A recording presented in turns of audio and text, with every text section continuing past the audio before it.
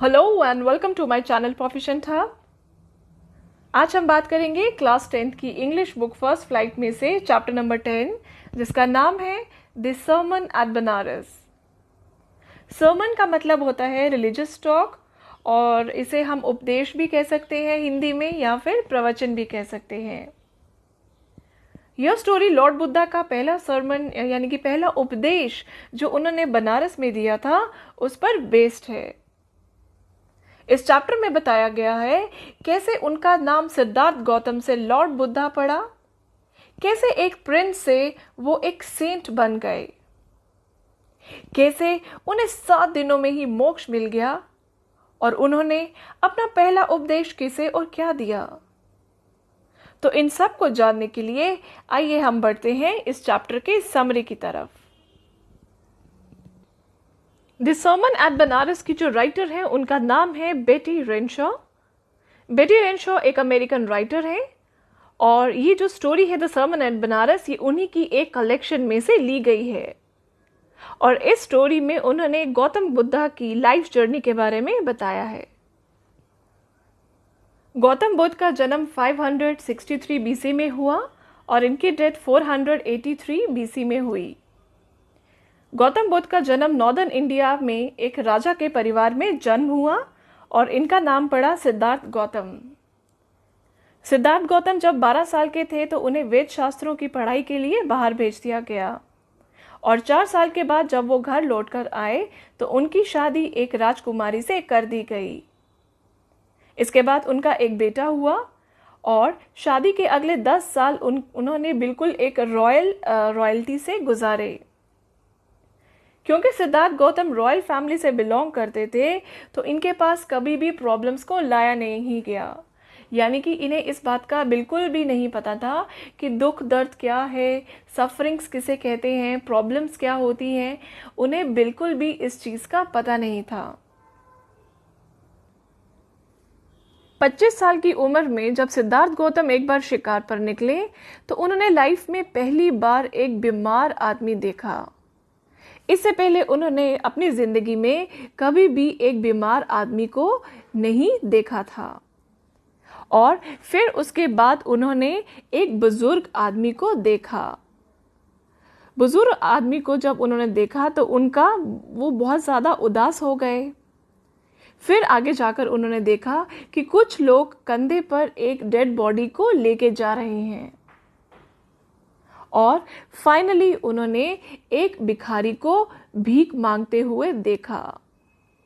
क्योंकि वो राजा फैमिली से बिलोंग करते थे, उनके पास कभी भी दुख और दर्द को नहीं आने दिया। उन्हें इस चीज़ का बिल्कुल भी नहीं पता था कि बुढ़ापा क्या है, गरीबी क्या है, तकलीफ क्या है। और यह सब देखकर प्रिंस इतने दुखी हुए कि उन्होंने उसी वक्त मोक्ष की तलाश के लिए वो निकल पड़े। वो जानना चाहते थे कि लोगों के दुख का कारण क्या है, और इसी वजह से उन्होंने अपने लैविश लाइफस्टाइल को छोड़ा और एक भिक्षु बन गए। लाइफ की रियलिटी को जानने के लिए सिद्धार्थ गौतम 7 साल तक भटकते रहे, और 7 साल भटकने के बाद एक दिन सिद्धार्थ गौतम पीपल के पेड़ के नीचे बैठ गए और उन्होंने कसम खाई कि जब तक वो जीवन मृत्यु का सच जान नहीं लेते तब तक वो उठेंगे नहीं। और 7 दिनों में ही उन्हें इनलाइटनमेंट यानी कि मोक्ष मिल गया। जिस पीपल पेड़ के नीचे बैठकर उन्हें इनलाइटनमेंट मिली, उन्हें मोक्ष मिला, उस ट्री का नाम उन्होंने बोधि ट्री दिया। और इनलाइटनमेंट होने के बाद उन्हें गौतम बुद्ध के नाम से जाना गया। इसी बोधि ट्री के नीचे गौतम बुद्ध ने अपना ज्ञान बांटा, लोगों की प्रॉब्लम्स का सलूशन दिया, स्पिरिचुअल गाइडेंस दी। गौतम बुद्धा ने सबसे पहला सर्मन यानी कि प्रवचन बनारस में गंगा किनारे पे दिया। बनारस को होली सिटी के नाम से भी जानते हैं। गौतम बुद्धा रिलीजियस लेक्चर्स के थ्रू उस नॉलेज को शेयर किया करते थे जिसे समझना बहुत ही ज़्यादा डिफिकल्ट था, स्पेशली जब वो सफरिंग्स के बारे में बात करते थे। जैसे कि इंसान के दुखों का क्या कारण है, कैसे इन दुखों से इंसान को मुक्ति मिल सकती है, वगैरह वगैरह। गौतम बुद्ध ने अपनी लाइफ का सबसे पहले जो सरमन था वो दिया था किसा गौतमी को। किसा गौतमी जो थी उसका एक इकलौता बेटा था, और जब उसकी डेथ हो जाती है तो किसा गौतमी को ये यकीन करना बहुत ज़्यादा मुश्किल हो जाता है कि उसका बेटा अब इस दुनिया से चला गया है। और जब किसा गौतमी यह सच्चाई एक्सेप्ट नहीं करती है तो वो अपने मरे हुए बेटे को उठाकर एक पड़ोसी से दूसरे पड़ोसी के घर में जाती है और उनसे दवाई मांगती है ताकि किसी तरह से उसका मरा हुआ बेटा दोबारा जीवित हो जाए। पड़ोसी उसकी दशा देखकर बहुत ज़्यादा दुखी थे, क्योंकि किसा बहुत ज़्यादा रो रही थी और वो उसको समझाने में भी असमर्थ थे, क्योंकि उनका जो किसा का जो बेटा था उसकी डेथ हो गई थी। पड़ोसी भी उतने ही ज़्यादा हेल्पलेस थे जितनी कि किसा गौतमी थी, क्योंकि भगवान की मर्जी के आगे किसी की भी नहीं चलती। किसा गौतमी का बिहेवियर देखने के बाद लोग उसे पागल समझने लगते हैं। तभी किसा गौतमी एक आदमी से मिलती है जो उसे कहता है कि वो किसा को कोई दवा तो नहीं दे सकता, मगर वो किसी ऐसे आदमी को जानता है जो किसा की मदद कर सकता है, और वो है लॉर्ड बुद्धा। किसा गौतम बुद्ध के पास जाकर अपने मरे हुए बेटे को जिंदा करने की रिक्वेस्ट करती है।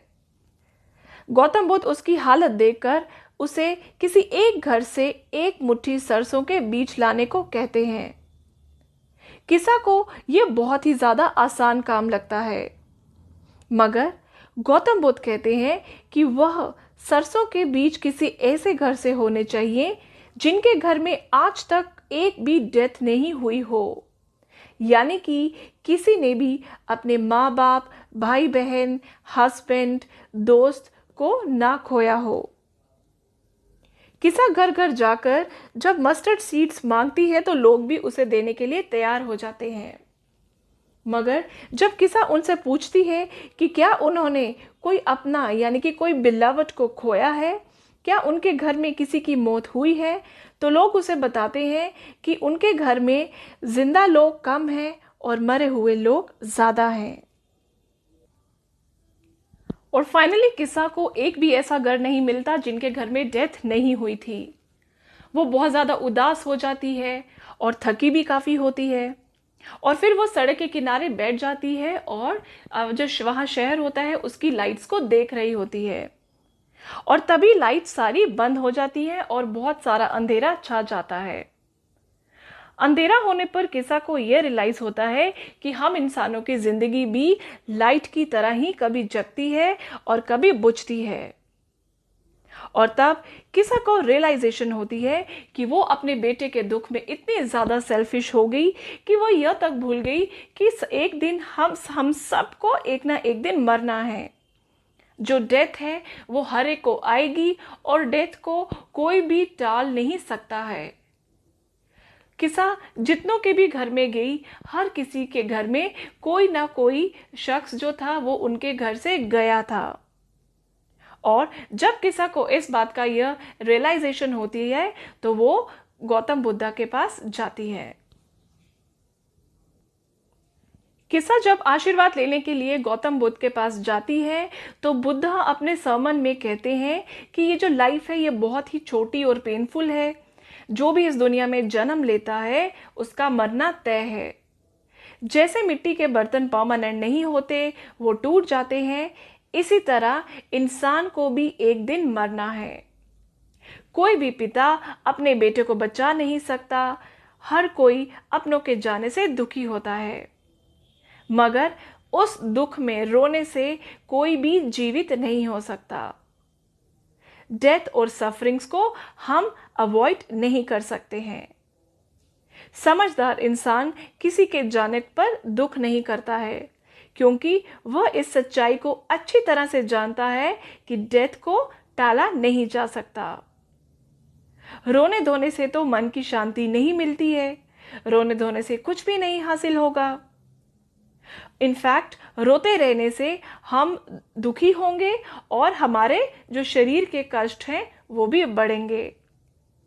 तो इसीलिए गौतम बुद्ध कहते हैं कि सच्चा सुख वही इंसान ले सकता है जो अपने दुखों को कंट्रोल कर सकता है, जो भी इन दुख तकलीफों से उबर जाए वही उनके मायने में एक ब्लेस्ड पर्सन है।